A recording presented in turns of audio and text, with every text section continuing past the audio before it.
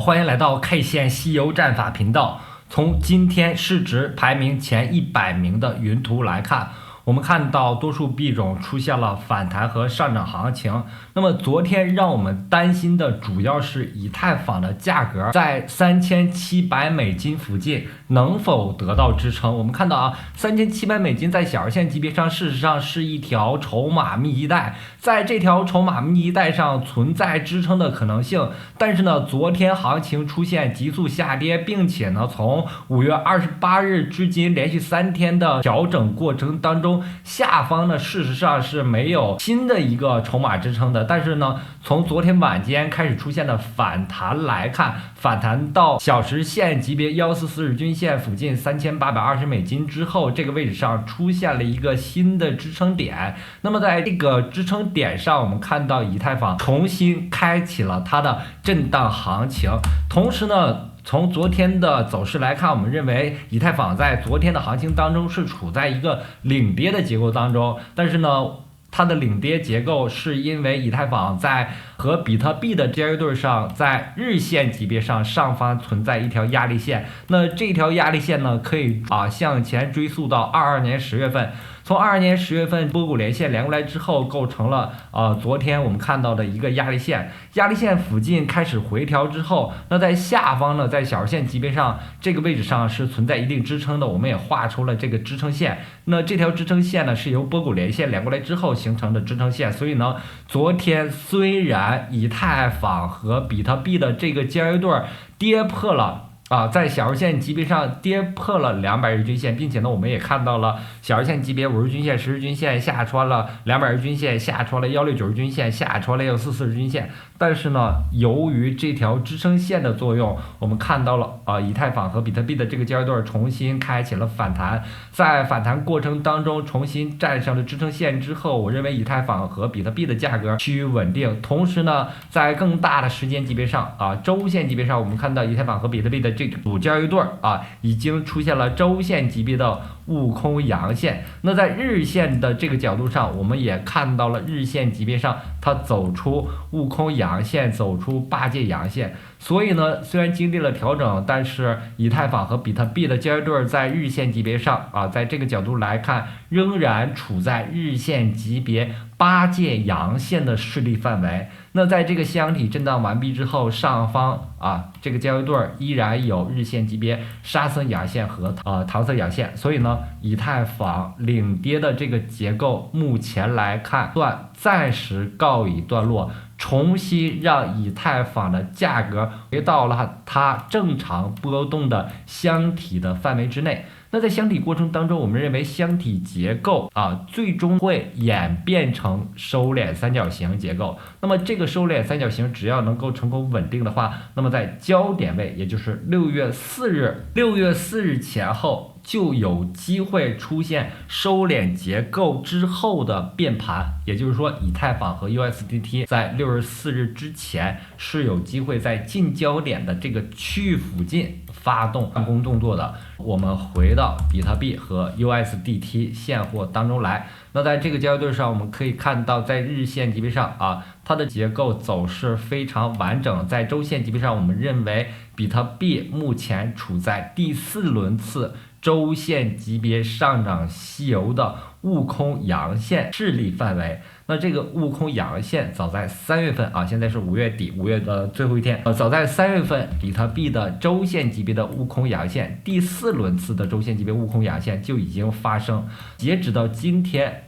3月4日这周之后的行情，我们都认为是这个悟空阳线伴随的一个调整震荡过程，都属于悟空阳线的势力范围。那上方我们依然保持周线级别8戒阳线、沙僧阳线和唐僧阳线的一个预期。那么回到日线级别上来看，我们看到首先呢，形成了一个上方阻力位在$7100的一个收敛三角形，跌破之后呢，重新在底部形成一个横盘震荡收敛三角形，然后在接近横盘震荡收敛三角形近焦点附近发动变盘上攻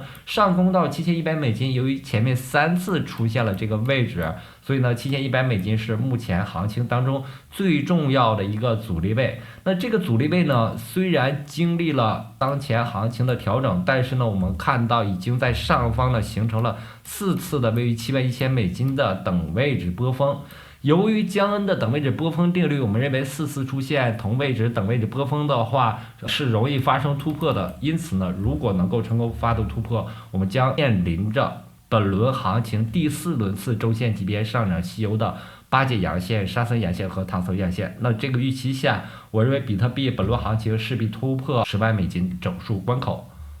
热点币种排行榜当中，除了我们一直关注的 NOT 外，我们也看到了铭文板块 ORDI 作为龙头出现了上涨。那对于 NOT 来说，我们看到它走势非常标准，我们看到了悟空阳线、8节阳线和昨天发动的沙僧阳线。注意这里的沙僧阳线走势是极端行情，我们看到以太坊领跌，比特币下跌的条件下 ，NOT 在昨天依然走出了沙僧阳线，这意味着 NOT 后面的行情当中，容易出现日线级别上涨西游当中的唐僧阳线。如果出现唐僧阳线，它的预期可能会在周线级别上得以放大，在周线级别上可能会走出一轮周线级别上涨西游。对于一个热点币种来说，是有这样的一定机会的。让我们看一下我们最近一段时间提到的 Gala， 那 Gala 呢继续了昨天的走势，依然处在一个调整过程当中作为 GameFi 板块的龙头币种来说，我认为 Gala 在目前行情当中回踩到 0.042 附近之后，它处在一个收敛三角形底边线的这个位置。同时呢，这条底边线我们也看到了144均线在这个位置上形成了一个支撑，因此呢，它是双重支撑位，所以呢，在近焦点附近容易发生变盘的这个区域上，Gala 具有一个底部位置的一个特征。同时呢，我们也可以看一下 YJJ 和 Gala 一样是 GameFi 板块当中的龙头，那这个表现是强于 Gala 的。让我们看到目前它形成了一个相对于底部位置的一个箱体结构。那箱体结构过程当中，我们也可以通过画出它的波峰连线和波谷连线，看到它的一个方向向上的一个收敛三角形。那么这个收敛三角形让它波动逐渐趋窄之后，上方是有一定预期的。如果行情能够正常波动的话，我们认为前面行情当中形成的这组上行的走势会出现未来的一个平行的结构。所以呢，对于 GameFi 板块的龙头币种这两币种应该给予一定的重点关注。我们可以看到 HIGH 目前仍在日线级别上涨过程当中，这是5月1日左右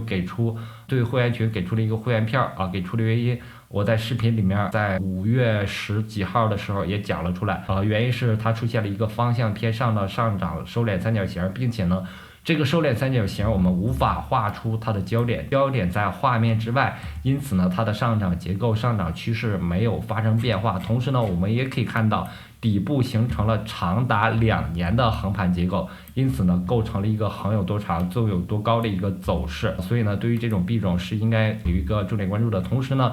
消息方面，X314这个去中心化的一个平台币通过 X314直接汇款到 BNB 可以 BNB 互相直接转化，去除了 Swap。那这个币种呢，在最近几个交易日出现了一个分配行情，我们可以看到前面行情当中经历了非常长时间的一个调整，那这个调整过程大概是1个月对于一个某某板块当中的一个次新币，特别是市场当中的一个次新币，调整时间是足够的。同时呢，我们看到最近一段时间它的推特非常活跃，出现了异常活跃，那底部的价格和异常活动的推特行为让它的价值中产生。同时呢，这个币种呢，相信可能会有一定上锁的预期，所以呢，目前出现了一个新的上涨趋势，建议给予一定的关注。那么好，由于时间的关系，今天的节目就到这里，非常感谢大家一直以来的支持和鼓励。同时呢，对我 K 线西游战法感兴趣的话，也可以购买我这本书或者加入我的会员群。感谢大家，再见。